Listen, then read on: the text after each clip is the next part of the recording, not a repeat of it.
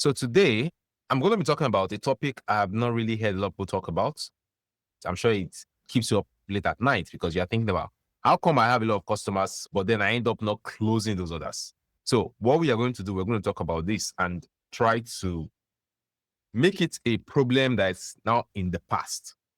Now, you have to keep trying your best every day to make this work, right? That's the goal of business. Business is a continuous thing. It's not something you do one time and it just works. So continuous. So let's go in right now.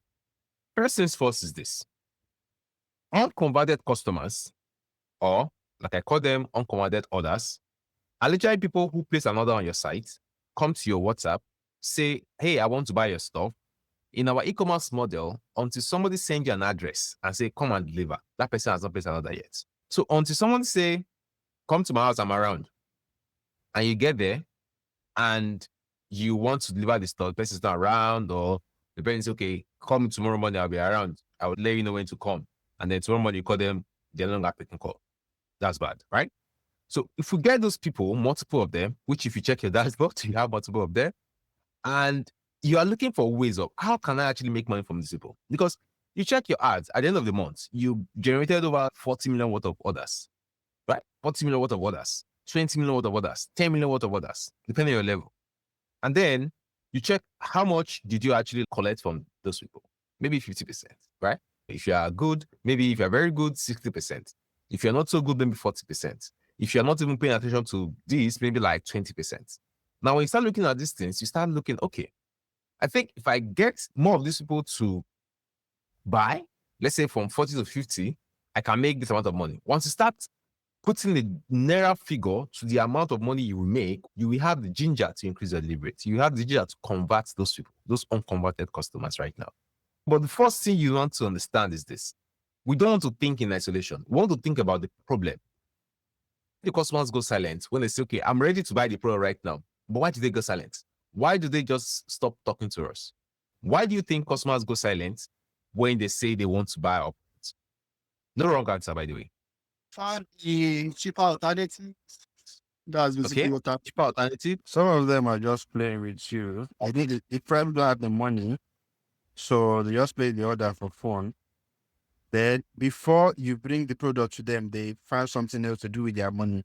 Probably a responsibility that came up, or they found another product to buy that might not even be in any way related to your own products. Then there's also the one where they find an alternative, probably a cheaper alternative to what you are selling. So those are the reasons like I think of right now. Okay. Some of them are genuinely interested in buying your product. They've not seen an alternative. It's just that they are not available. Maybe they traveled or they are working in a location that you can't easily get access to them.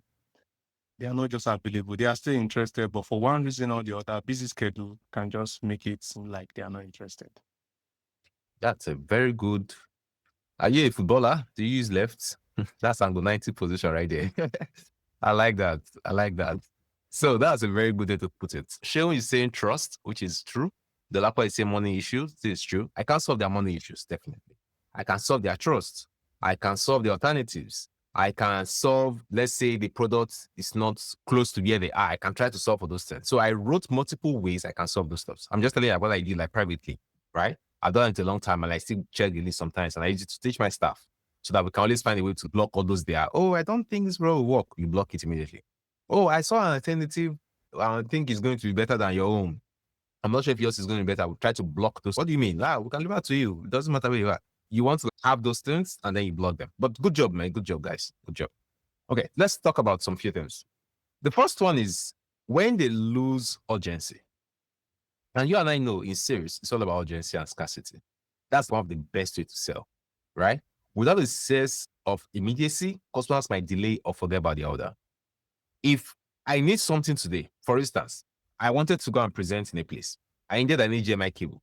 I bought an HDMI cable for 20,000 naira. Or normally, HDMI cable is like maybe 5,000 naira or 10,000 naira maximum. I bought it for 20,000. I still paid like about 6,000 naira for delivery because of the urgency. I needed it. If a customer don't have enough urgency for your product, there's a higher chance they won't buy that product. That's why when you want to recruit customers, usually try to layer urgency, scarcity over and over again. so that they can basically understand that, okay, number one, I need this stuff because the promo is going to be over very soon. I know I need it already. Okay, that's cool. I want it. That's cool. But the promo is going to be done very soon. And they told me that the product goes out of stock sometimes. So I need to make sure I buy before these two things happen. So the time where you bought stuff because of you had a little bit of urgency and scarcity. Now, let me tell you a product. A supplier used that particular strategy for me. We wanted to buy a product and he said, this product is selling really right now. And we've run out of stock twice. I can tell you just by hearing that stuff, because I tested the product and the product sold, and I know it was going to run out of stock because the way we got the others, right? By the way, the product I'm talking about is the product I'm jumping in the partnership today, actually, today. The product is currently, there are some new suppliers that have it already right now. Anyway, when I heard that stuff, I was like, damn, this is crazy urgency right here. The point I'm trying to make is this. Every day in our life, people use urgency and scarcity on us. Some people just don't do it in a very intentional way. As a business person, you want to train your staff, or as a staff, you want to train yourself to always infuse urgency and scarcity when you talk to customers, right? Because if they have that urgency there, it's really going to help. The second one is trust issues. Now, we know trust issues like crazy. That's why we are doing payment on delivery. That's why we're doing free delivery sometimes. This is our social media page. This is our website. This is our WhatsApp. If you want to do video call with us, you can just jump on video call with us to see that we are legit. And then that way, they're like, okay, these guys they're not a scam. They are cool. Let me buy from them. But trust is always going to be an issue in Nigeria, even if you're doing payment on delivery. That's the truth. People always have that thing of, oh, what if it's a scam? Okay, if it's not a scam, what if the product is not good, right? If product is not good, can I come back and complain?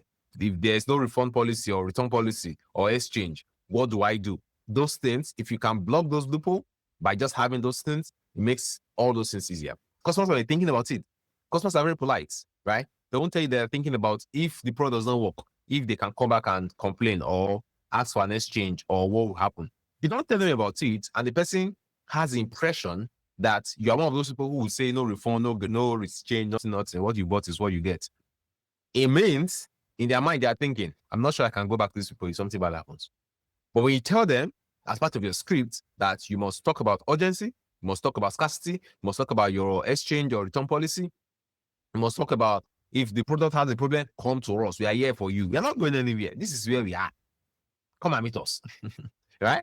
Check our social media page. Check our website. Send us a message on WhatsApp. There's no way you're going to send us 10,000 naira or we're going to sell a 35K product to you or 50K product to you and we'll do it our WhatsApp. We'll do it our... When you say it that way, it might sound rough, like it's not professional, but I actually got that from one of my top salesperson. It was like, that's what it just says. It just says this thing. And I said, okay, I said you should do calls. It did calls. I took his calls, basically. I uploaded it and I transcribed it. And I used ChatGPT to ask it and say, why do this person close most customers? What is this trust trigger that make them close a lot of customers? And that's what ChatGPT gave to me. It literally said, this person tried to portray that the company is trustworthy because if they pay a certain amount of money, they won't run away with money because the value of what we built is more than the money they are paid. I was like, this is crazy. If you know me, I always talk about that stuff. But seeing it happen, and ChatGPT is telling me that like the number one thing the person is using to close customers, game changer. By the way, like an advanced stuff, you should do it if you know how to do it. To change your sales team, record your calls, transcribe it, take a transcript, put it in ChatGPT, and ask it various questions like, what are the common objections that people are not answering very well? What are the best ways for answering the common objections? How do we make people trust us easily? Are there enough urgencies, triggers in the call conversations? And what should we do to make it better? Or if you ask you those questions, just sit down with it for 2-3 hours. I'm telling you, you increase the performance of your system. Facts. I guarantee you that for sure. Okay, let's go to the next one. Change of mind. A lot of people know how to change their mind very well. I won't call it mood swing, but people know how to change their mind very well. And they might just have found better alternatives, better deals, or simply no longer need the products. How many times have you tried to buy a product? You message a supplier, let's say a night before, and they woke up the next morning, you're like, do I need this product? Sometimes people just don't need it anymore. Yeah, I know it's crazy to say, but that is the truth. Sometimes people just don't need your product anymore. And it sucks that, yes, they have to place order on ads and all those things. That's why when you're doing organic, when someone message you and say, I need your products, and you send details and you end up not responding, you don't really feel that bad because you're like, okay, I didn't really pay for that. But you're in business, so the time doesn't really matter that much. So you're like, okay, I didn't really pay for that. But with ads, you tend to get really personal with it. I just paid 2.5 for that order and the person said no. And that's why I tell beginners to please run WhatsApp ads in the beginning. The reason why you run WhatsApp ads in the beginning as a beginner is because you want to, number one, understand that people want your products. It's just that they might change their mind or they might think that the price is too high or different reasons. And number two, it's very inexpensive to do WhatsApp ads. WhatsApp ads, if you depend on the products, can get 15 naira per DM, 18 naira per DM. If you're spending like 5,000 naira, you can get up to 100 DMs. And if you actually sit down and mount your WhatsApp, like say, today we'll go die here, there's no way 2-3 customers will not fall down from that place. But the point is, you have to just put in time. But if you're doing organic, you won't mind when a customer change their mind, right? But if they change their mind with WhatsApp, you're like, okay, I just spent 18 naira, that person's changed their mind, that person ghosted me. Or if you are running to a website, you're like, okay, I just spent 3,000 naira this or that, this person just ghosted me. That's crazy, right? So it's more painful when it's coming from the store. But it's what it is, right? It's business. At scale, you don't even think about it. You don't even think about what I'm talking about right now at scale. You just see it as one of those things. Okay. So the next one is budget constraint, which is the biggest one. Unexpected expenses might make them reconsider their purchase. They might say, okay, I want to buy this product. I'm waiting for this maybe 100K to come. And then before the person say, not very so country how to make I send 50K instead of 100K. Now they budgeted like 35K for your product already. Now they're like, okay, I'm going to chill because my budget's not up to that stuff. And they won't tell you it's way better if they can just say, hey, I won't be able to buy this thing right now. However, next week I'm going to buy this stuff. Way better. But most people don't tell you anything. Most people don't see anything. So budget constraint is like one very big one that we have to look at and make sure that we understand it. We can't solve it for that person. Change of mind, the change of mind part, you can still solve it by retargeting ads, follow-up message, and all those things. But budget constraint, you cannot. But there's one thing I'll tell you about follow-up. This way, follow-up becomes really good. Because when you follow up, if you don't have a budget constraint, what happens is the day that person might receive one crazy alert, and that day, mistakenly or by law, fortunately, you sent a message to that person, and the person saw the stop, and the person just received 200. And it's like, these people that have been on my DM since that 35K product, let me even buy it now. Boom. That's how most people buy stuff, if in case you don't know. Most people don't plan to buy stuff. Most people buy stuff out of impulse. And you need to understand that you're selling to people who want convenience in e-commerce. We are all selling to upper middle class and middle class. And those people want convenience. And those people buy a lot of impulse stuff. So people that buy a lot of impulse stuff, they are your best customers because they're going to buy your stuff whenever they see a message from you or see your ads again or see whatever, right? They buy from you again. So the budget constraint stuff can be solved by them alone. You can't really solve it yourself, but it's also very good to have that stuff there. Next one is poor communication. If the initial communication was strong, you will have a higher chance of closing them, right? If the initial communication was not strong, it will be hard for you to close them. Or if the follow-up is lacking, you're not really following up like that. They place another like by 8 a.m., you are calling them by 4 p.m. The next day again, you are calling them one certain time that is not congruent to the amount of time you should be calling them, right? People just feel like, oh, these people are not serious. Or they send you a message, you don't reply them until like after the 12 hours. These people are not serious. The one thing I basically make sure in my e-commerce business that we basically don't play with is the time we take to respond to customers. The time we take to respond to customers is very important. When the customer is sending a message, we are ready to send a message immediately. Someone is always the stuff, right? Everybody has a WhatsApp, 2 people on WhatsApp and all these things. But basically, people have WhatsApp. I've trained them to understand when customers are messaging you, they are coming with the same thing. Just have your script ready, which is in your quick replies. When customer message you, good day, I'm interested in your product, you just say, which are the products? They tell you the product, you use your quick reply, send it to them immediately. There's no time waiting for, let me give them a response. Because people who are coming to you, they don't know you before, right? 1,000 people can come to you, they don't even know you. So if you give them the same custom response that you created already for that particular product or that particular scenario, let's say I want a product, can you deliver to Bini, can you deliver to this? If you have a question for that, it's life easy. And by the way, I'm talking about custom response. And if you know, in the course, I gave you every single thing you need, every single thing. Someone joined the course and the person was like, are you sure it is 5K or 350K? Because what I'm seeing there is crazy. So basically, if you check the course, you see like in the operating system parts, right? Where we have all the templates, you get every single thing you need, like all the follow-up systems and stuff. Like if you're using WhatsApp or the WhatsApp systems and stuff, go in there, set up the whole thing for your team members. If they can't do it themselves, set it up for them. They can do it themselves, give it to them for them to set it up for every single product. When a new customer is coming, you are basically giving them something to do, right? You're giving them like a reply. There's always a reply to every question. Doesn't matter if it's, okay, I'll be waiting for you guys to message me later when you're ready, when you process the order. Thank you very much. There's always a reply, basically. If you don't have quick replies, you start getting bogged down. You think that the customers are disturbing you. That you think customers are disturbing you. Because think about it. They are coming to you to buy your products. People who have this mindset the most are people who do organic. We don't have the mindset because you're spending money on that to get them. So we don't think they're disturbing us. They should come and disturb us. Right? But people who have themselves are like, someone just messaged me. Why will you message me? And you are not going straight to the point. No. Even if customers say good morning, we reply good morning. How can we help you today? You want to buy one of our products. Which of the products? Because I basically know there's no reason why you're coming to that particular, except you're a scammer. You are coming to tell us that you can double our money. And we have a script for that. We'll tell you, oh yeah, we're waiting for you. Please send your account details. I mean, you're so shocked that some scammers will actually send their account details. It's crazy.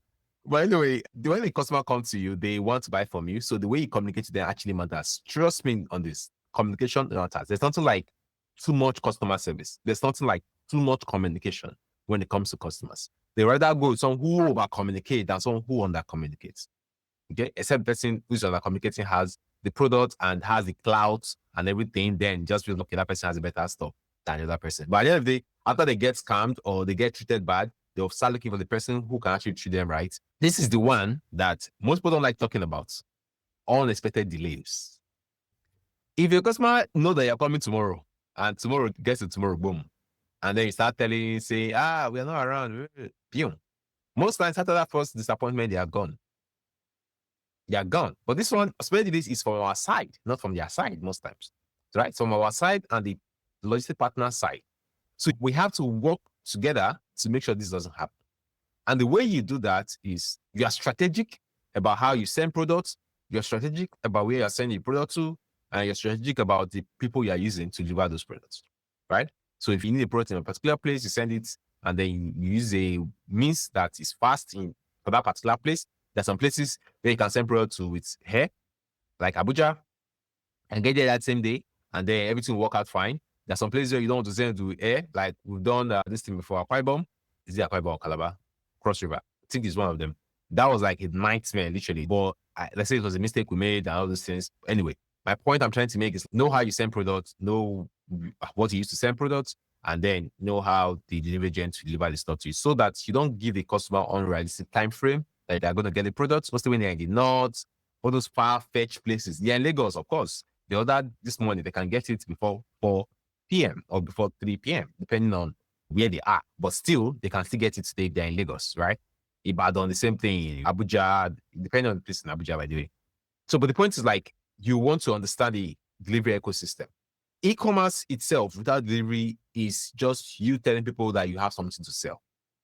And if you cannot deliver the stuff to them, there's nothing as good as just closing your business. Because at the end of the day, the product has to get to the final consumer. So what I want you to understand is this. I usually started doing well in e-commerce when I went to meet a delivery person, and Mr. Mike, he doesn't deliver anymore. But then I went to meet him. I was like, I want to understand how you guys do delivery. I think I paid him like about 150K, something like that. I sat down with him for that day. We joked, laughed, everything. But then he explained to me how delivery worked really well, in detail. And then I understood how it worked. And then I stopped relying on just agents to do their job. And I helped agents do their job really well. And we also do our job really well. That way, when you're sending products to different places, like Webio, you know, okay, I need to send to this place. Then I can take it from here and send to this place. And I can send from here to there. The coordination of everything, right? That's number one. Number two is how do customers respond to delivery agents most times? You want to know those things. Like you want to try your best to know as much as you can about delivery. I think if you are in the training, basically, I talked a lot about delivery. You can see like delivery, of course, most e-commerce program will just give you one video on delivery. The reason why I broke it down this way was because I actually understand the delivery business. And I know without you understanding the delivery part of the e-commerce business, trust me, you will have a lot of issues, right? Watch this. And of course, the first time you watch this, you're like, wow, this is crazy.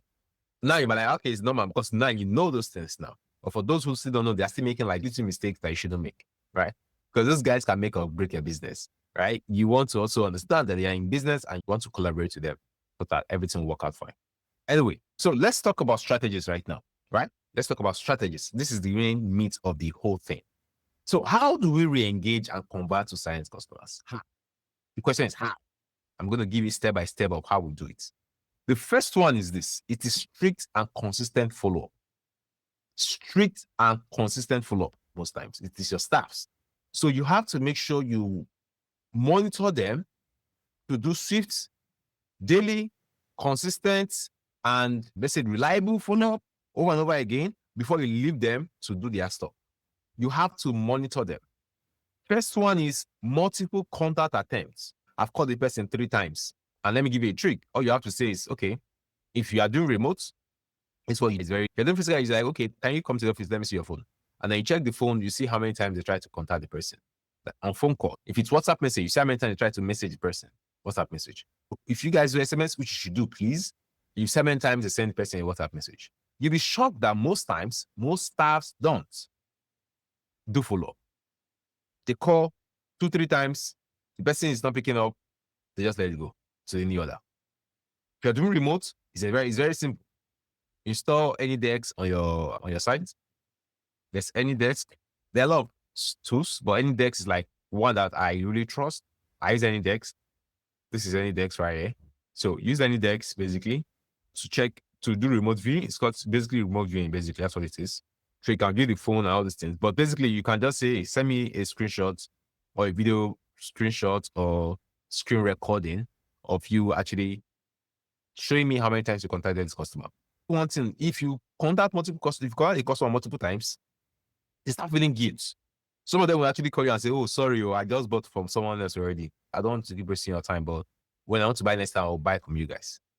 And some of them will say, I just bought from somebody already. And this is not what I expected. Hope you guys will be different. This all will be messaging. After like 7th time, the person came back and say, okay, I'm interested now. So you want to basically understand that sometimes customers see your message. They're just waiting for you to give up because they don't want to come and say yes or say no. Now, when I was doing sales really well, I usually love these stats. There's this stats where they'll say 2% of salespeople contact people and stop again. I beg you. But now I can tell you this is true. I've said it multiple times. I would rather hire a salesperson who is very good at follow-up than someone who is very good at closing. Because most of the sales, you don't make them the first time you contact a customer. So you can see 2% of sales are made on the first contact. 3% of sales are made on the second contact. 5% of sales are made on the third contact. 10% of sales are made on the fourth contact. 80% of sales are made on the 5th to 12th contact. But 8% of salespeople never follow up with their prospect. And it's important if you want to have a head of customer care, you have someone who is strict enough to make sure those people follow up with their prospects or the leads or the others. So 5% of salespeople make a second contact and stop. Most times people will say, I call the person again and the person did not pick up. I've trained multiple sales teams. I've had my own sales team for a very long time. And I can tell you, most staffs don't know you actually pay for those orders that drop on their order sheets. Most staffs don't. You'll be shocked that staff they think it's organic you are doing. They think people are just seeing your ad and just clicking it or they're just seeing your post on social media and clicking it and coming to your store. You have to make them understand that you are paying for it. And you pay sometimes as high as 5,000 there, as high as 6,000. Every single time a new customer comes to our ecosystem, that customer has cost us money already. If we don't get that customer to buy from us, we will lose money already. So every single customer that comes to our place, we need to make sure we contact them. So when you know that 12% of salespeople make more than 3 contacts, 12% out of 100, you begin to understand that follow-up is very important, and follow-up is one of the biggest things you can actually implement in your business and create a system around it so that people can actually follow up and get you a lot of sales. We'll have a training on follow-up. So you can watch this video in the sales parts, right? Close more forgotten customers to the follow-up team. This is a very comprehensive video on how to actually do this stuff and how we are doing it and how help other people set it up in their business to actually do it, basically. Yeah, so let's go. Next one